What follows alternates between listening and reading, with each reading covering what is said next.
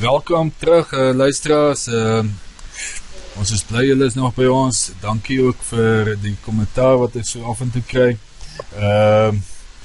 Vandag wil ons 'n bietjie gesels oor hoe bepaal jy die waarde van 'n eiendom. Ons het nou gekyk na waar kan jy eiendomme kry, maar hoe weet jy wat jy moet betaal vir die eiendom?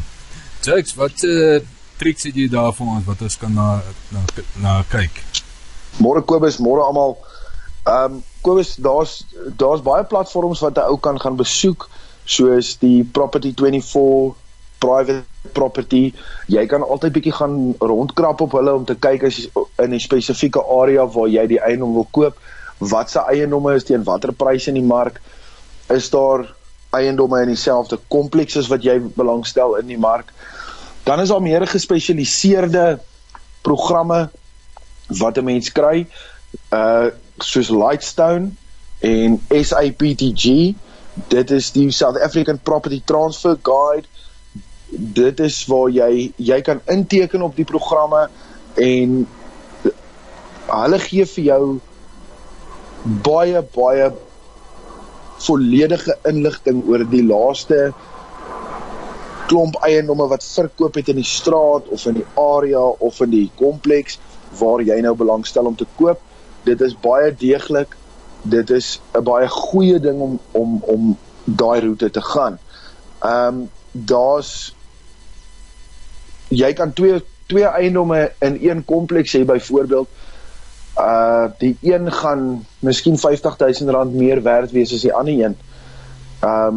Daar's baie aspekte ook waarna jy kan kyk in terme van wat die waarde van 'n eiendom gaan bepaal, maar ek dink ons sal dit op die volgende video sal ons dit hanteer. Nou dink ek ons kan net kyk na die programme wat beskikbaar is daar buite, soos die Lightstone en die SAPTG soos ek gesê het, en dan ook 'n baie belangrike ding is die agente in die area. Ek het vroeër op 'n vorige video gesê, daar het ons gepraat van die power team. Dit kom nou weer daarop neer, laat jy jou power team moet gebruik, jou eiendomsagente in jou area, vra hulle vir hulle opinie. Is dit 'n goeie eiendom? Is dit 'n goeie prys vir daai eiendom? Gebruik jou power team.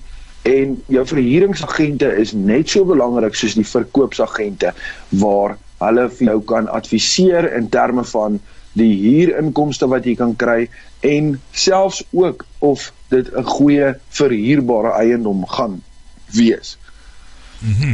Het klink na, veral die laaste stukkie is vir my baie interessant gevind.